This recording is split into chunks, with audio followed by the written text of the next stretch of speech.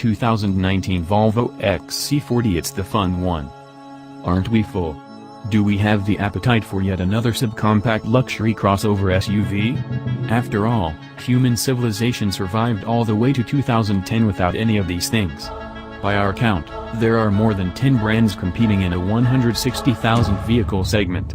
Yet sales growth is forecast because, to many buyers, the premium badge, design, and high seating position of these small luxury crossovers are far more important considerations than their non-premium transverse engine, front-wheel drive-based powertrains and their compact accommodations. The new Volvo XC40, on sale in March, doesn't overtly challenge the class norms. Volvo hasn't disrupted the segment with a V12, gullwing doors, or even a longitudinally mounted engine. It's as conventional as the rest of its ilk, but, and this is a major differentiator, the XC40 isn't boring. These little vehicles may be useful, inoffensive, and loved by customers, but to those of us who value driving dynamics they're almost all terminally dull to pilot. Robot. Tough little robot is how Volvo characterizes the XC40's exterior styling. Unlike the larger XC60 and the XC90 that trade on clean, smooth, and aggressive forms, the XC40 is a little goofier, especially when fitted with the available white roof. There's a clamshell hood with a tiny plastic Swedish flag flapping out from under it, a punched-in grille, scalloped doors, and a kicked-up belt lamp. The XC40's design ensures that the small Volvo isn't simply a homunculus of its larger kin. You can avoid the white roof.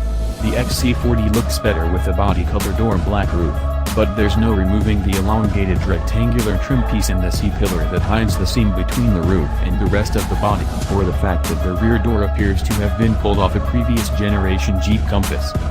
The first version of the XC40 to arrive this March will be the T5. Under its aluminum hood is Volvo's turbocharged 2.0-liter inline-4 with 248 horsepower and 258 pounds-to-foot of torque. An 8-speed automatic does the shifting and all-wheel drive is standard. A few months after the T5 arrives it will be joined by the T4, which will have a smaller turbo, 184 horsepower, and front-wheel drive. With the 248 horsepower engine, the T5 punches hard and moves the estimated 3,800-pound XC40 along briskly. The claimed, and believable, 0 to 60 mph time is 6.2 seconds. There's no word yet on fuel economy, but we've guessed that the EPA's ratings will come in at 24 miles per gallon city and 31 highway. Do the hustle. For our drive, Volvo made available only the XC40 T5 with the R design package. The momentum trim level is standard, as with the XC60 and the XC90. In addition to a black roof and mirrors, our design features include a different grille, metallic exhaust tips, slightly stiffer springs, different dampers, thicker anti-roll bars, and standard 19-inch wheels. Our test example wore 20-inch wheels onto 45/45 R20 Pirelli P0 summer tires. With this setup, the XC40 drove like a lifted Volkswagen GTI. Body motions are quickly controlled, there's no slop in the chassis responses, the quick steering is alive, and the engine, although a bit gritty, pulls hard accelerating out of corners. Volvo will offer an adjustable suspension later in 2018 for $1,000, but the R-design setup makes us very happy.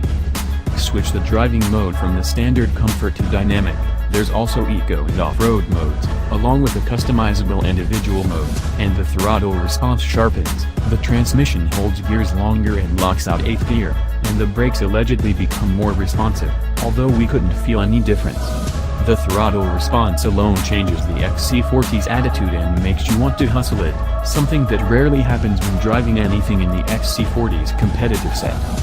On those sticky wireless we even managed to keep an aggressively driven GTI at bay. In the United States, 18 and 19-inch wheels will be available with Michelin MXM4 all-season tires, and both Momentum and our design models will have the option of 20-inch wheels with Pirelli Scorpion all-season rubber. Dealers will offer a 21-inch wheel with a summer tire as an accessory option. It remains to be seen how US versions will compare to the summer tire-shod cars in terms of handling, but we're assured that the suspension tuning will be identical. Much of the interior design is shared with Volvo's larger crossover SUVs.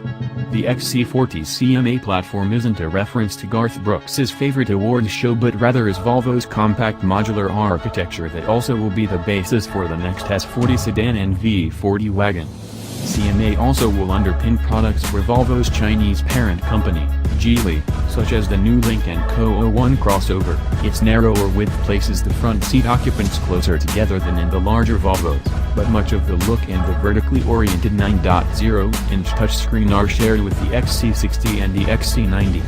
We did notice that the seats lack the supple padding that we've come to associate with larger and more expensive Volvos, but the R-Design model does offer optional, $100, lava orange carpeting that brings the style of a 1970s fondue party to every drive. Pricing will start at $34,195 for the 184 horsepower XC40 T4 with front-wheel drive. The more powerful T5 model opens at $36,195 for an all-wheel drive XC40 Momentum. The top of the range, and the one we drove on the launch program, the T5 AWDR design, starts at $38,695. Loaded with options, the Volvo's price can reach past $45,000. We were charmed by the XC40. Both in design and dynamics, the XC40 is way more fun than we expect from such vehicles. Here's hoping that bodes well for the fortunes of this model and the segment at large.